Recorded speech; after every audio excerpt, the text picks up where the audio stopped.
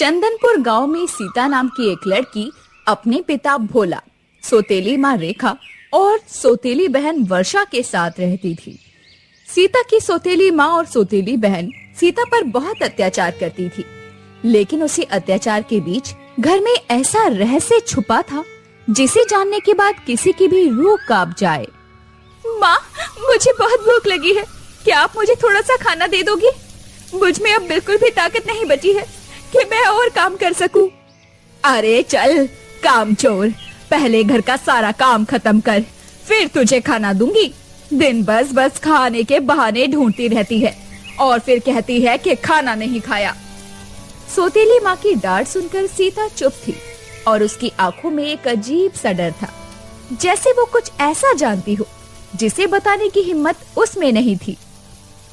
हाँ माँ, आप सही कह रही हो, ये दिन भर खाने के अलावा और करती ही क्या है। चल सीता, चुपचाप काम कर, वरना 3-4 दिन तक तुझे खाना नहीं मिलेगा। दोनों माँ बेटी अभी सीता को सुना ही रही थी कि तभी अचानक वहाँ पर भोला आ जाता है, जिसे देखते ही दोनों अपना बर्ताव बदल देती हैं। मेरी प्यारी बेटी सीता, तू क्यों खुद को इतना थका रही है? पहले खाना खा ले। मैं कितनी बार कहूँ कि तू खाना खा ले।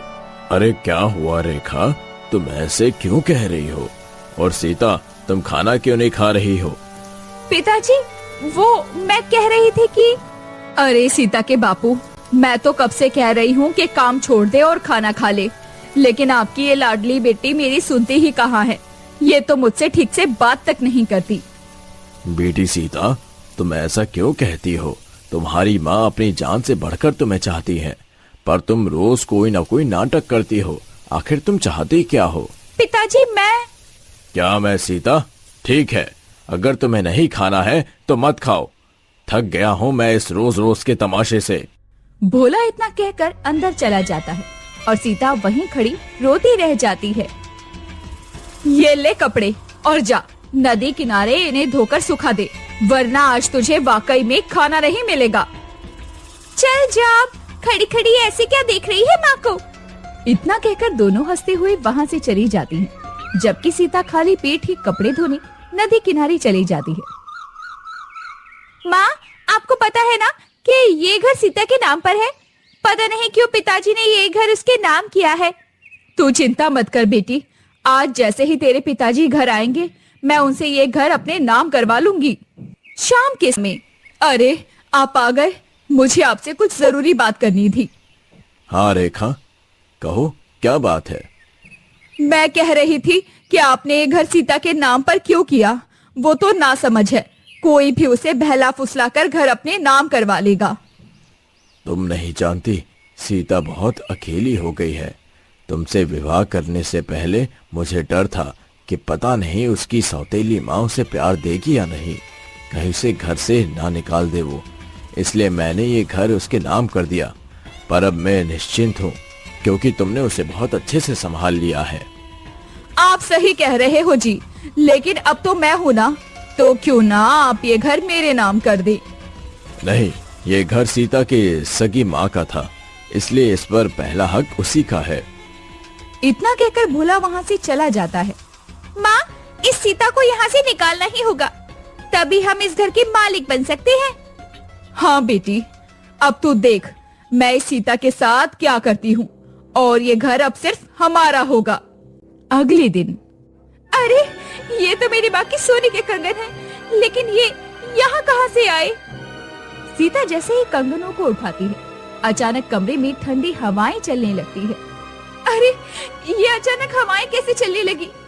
मेरी माँ की कंगन आखिर यहाँ कौन लाया? अभी सीता उन कंगनों को देखते हुए ये कह ही रही थी कि तभी अचानक वहाँ वर्षा और रेखा आकर रोते हुए चिल्लाने लगती हैं। अरे सीता बेटी, ये तू क्या कह रही है? मैं जानती हूँ कि तू हमसे नफरत करती है, पर तू हमें घर से निकालने के लिए हम पर चोरी का इल्जाम तो मत लगा। ठीक है, हम चले जाएंगे तेरे घर से।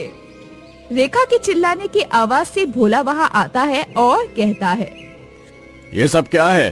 और रेखा, तुम रो क्यों रही हो?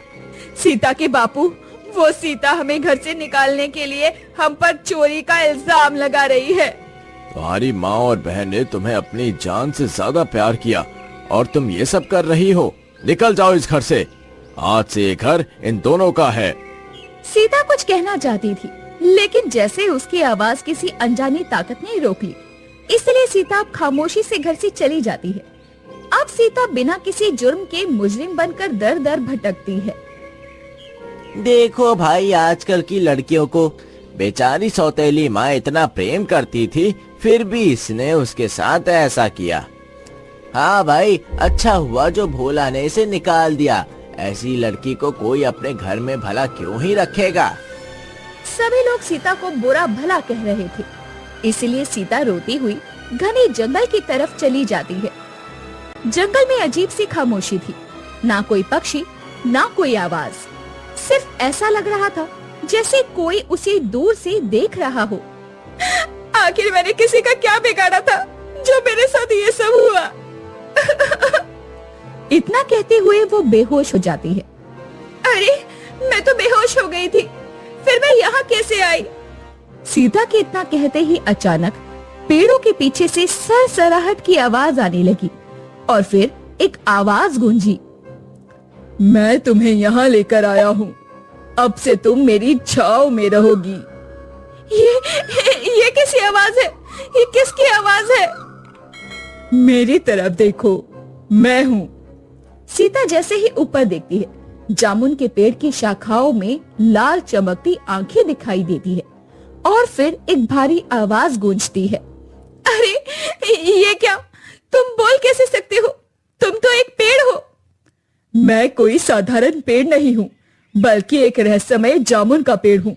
इसलिए मांगो, तुम्हें क्या चाहिए? क्या तुम्हें तुम्हारा घर वापस चाहिए? नहीं, मुझे कुछ नहीं चाहिए। बस मेरी सच्चाई मेरे पिताजी के सामने आ जाए, यही चाहती हूँ। लेकिन मैं अब उस घर में कभी वापस नहीं जाऊंगी। ठीक है, तुम मेरा ये जामुन खा लो, फिर मैं तुम्हें एक वरदान दूंगा। सीता बहुत भूखी थी, इसलिए पेड़ के कहते ही वो तुरंत जामुन खाकर उसकी गुठली जमीन पर फेंक देती है। गुठली की जमीन पर पड़ते ही वहाँ पर एक सुंदर सा घर बन जाता है। ये घर?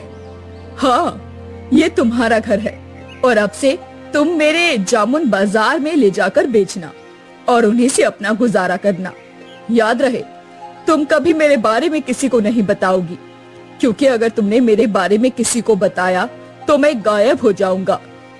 ठीक है, मैं तुमसे वादा करती हूँ। अब सीता जामुन बेचने बाजार चली जाती है। जामुन ले लो, जामुन, मीठे मीठे काले जामुन। अरे देखो, भोला की शरारती बेटी जामुन बेच रही है। क्या पता इस बार इसने इनमें जहर मिला दिया हो।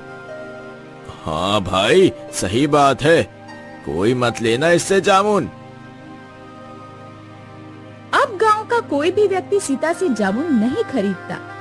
हे भगवान, अब मैं क्या करूं? कोई मुझ पर विश्वास नहीं कर रहा।